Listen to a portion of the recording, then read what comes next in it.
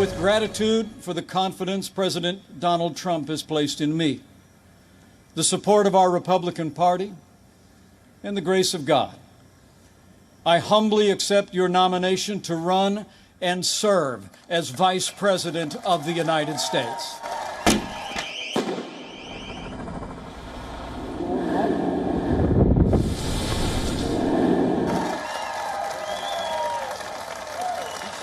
When you consider their agenda, it's clear. Joe Biden would be nothing more than a Trojan horse for the radical left. The choice in this election has never been clearer.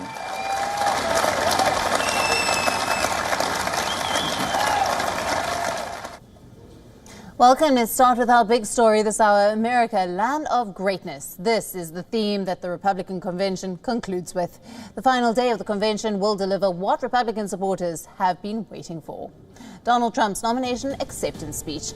He is expected to address the RNC from the White House West Lawn. Trump's concluding remarks might be followed by a fireworks display above the Washington Monument. The Republican convention has showcased the pageantry of the presidency and has transformed the White House into a backdrop for Trump's campaign. With the conclusion of the Republican National Convention, the full campaign season will officially kick off. Let's now take a look at other star speakers of the night. Ivanka Trump, senior White House advisor and Donald Trump's daughter, on the final night of a norms-busting political convention. Ivanka Trump will introduce her father as she did back in 2016.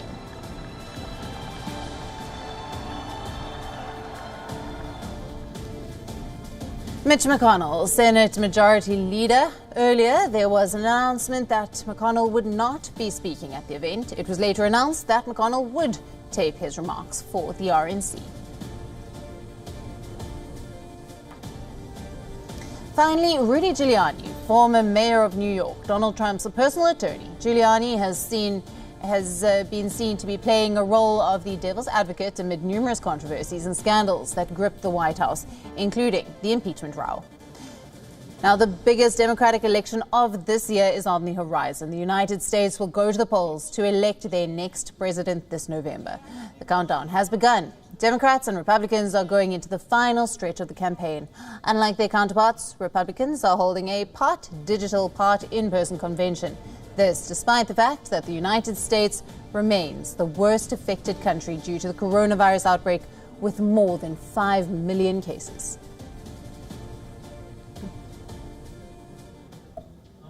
Our correspondent Simon Marks gets us more from Washington, D.C. Good evening to you, Simon. Great to have you as always. It is the fourth and final night, the big night of the 2020 RNC. US President Trump will formally accept the nomination for a second term. What are we expecting? Well, I mean, it's stereotypical to say, isn't it, that this is the most important speech of Donald Trump's life, but in many ways it is. This is going to be an absolutely vital moment for the president to try and breathe fresh life into his re-election hopes at a time when, regardless of which poll you look at, he is clearly still behind Joe Biden nationally and in all of the major battleground states where this election is going to be won or lost. And he's going to be making this speech against the background of the violence that we've seen in Kenosha, Wisconsin over the last few days following the police shooting of Jacob Blake there last Sunday afternoon and the killing of 2 Black Lives Matter protesters on Tuesday night. A 17-year-old now accused of first-degree murder with regards to that. And there's pictures of that 17-year-old attending a Donald Trump rally not that long ago. So difficulties for the president there, but also an opportunity, in many ways, an opportunity for him to strike a different note than the note that we've heard struck throughout this Republican convention, because so far, as you heard in that sound montage that we played there, it's been all about the radical left, the Marxists in the United States. They're trying to get Joe Biden into the Oval Office as a Trojan horse, and once he's there, they're going to take control of him and they're going to destroy the country. What you haven't heard from the Republicans is very much of a focus on Joe Biden's record. There is is a case to make for why Joe Biden should not be America's next president. He supported the war in Iraq. He opposed the killing of Osama bin Laden. He's got a very checkered record on criminal justice reform. He spent 50 years in Washington and has done nothing, the Republicans could say, to deal with gun violence in the United States or the issues that are bedeviling many of America's cities today. But they're not making that case. So there's an opportunity tonight for Donald Trump to land some blows at Joe Biden. Let's see if in a concerted way he tries to score those points.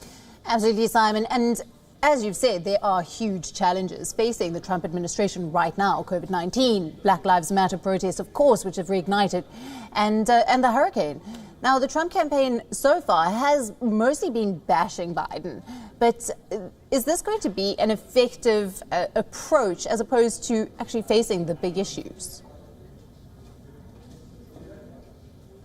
Well, I think that's another key question, Alison. You know, Donald Trump up until now still has not perfected what they refer to in the United States as the elevator pitch. You know, you've got 15 to 20 seconds to explain to someone why you deserve 4 more years in the Oval Office. Mike Pence has perfected it. He can do it. Donald Trump can't distill quickly and easily an explanation of why he thinks he needs 4 more years. So I think we're absolutely going to be looking for that tonight. Melania Trump, the First Lady, the other night, was expansive in her speech about her own personal plans for her Be Best campaign in a second Trump administration.